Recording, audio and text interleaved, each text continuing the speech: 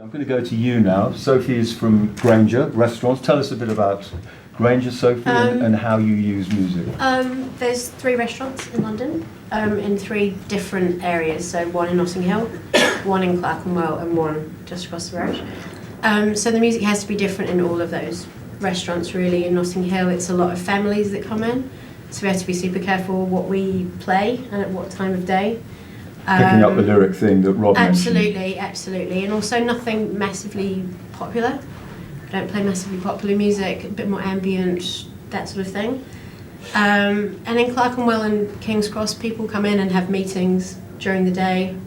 They come in by themselves on their laptop and they don't want music that's too loud, too intrusive. So you have to be very careful about what you choose and at what time of day as well. It's really important. And who's deciding that? Who's deciding the music that gets played? I love music, so I kind of have a hand in that, but we advise a company like Rob's. So they have a huge, vast wealth of music, and then they choose what time of day and what goes on the playlists. And they're keeping it fresh for you? Yeah, we update it every kind of couple of months. For the same reason, we get lots of regulars that come in, don't want to hear the same thing. And for the staff also. And do people comment on what's played? Or I mean, you're basically I don't know what the busiest time, presumably kind varies. Of brunch. Brunch is Saturday, Sunday is when we'll have things that are a bit louder, a bit more lyrics, things that people know a bit more. But people do comment, mostly when it's too loud, actually.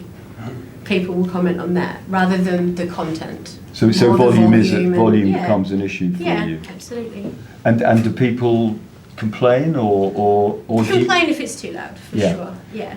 But it enhances your business. Yeah, no, 100%, and it creates an atmosphere. And it's part of that nostalgia thing that you were talking about as well. People remember a dining experience, and that is part of music's part of that also. And the bit that Rob was talking about, sort of getting people to boot out in a fascist way or getting them to linger longer, is that?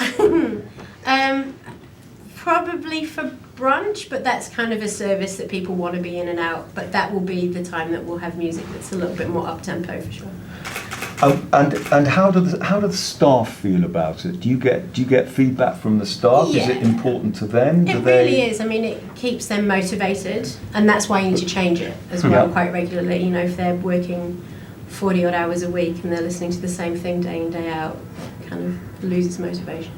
Staff motivation is one of the things that I think is really important for everybody watching and listening around the country. It is very important point to get across. Yeah. They're happy, and do they suggest things or? They do, and they'll say if they hate something, if they've heard something a lot. They are very vocal about a particular song if it's irritating.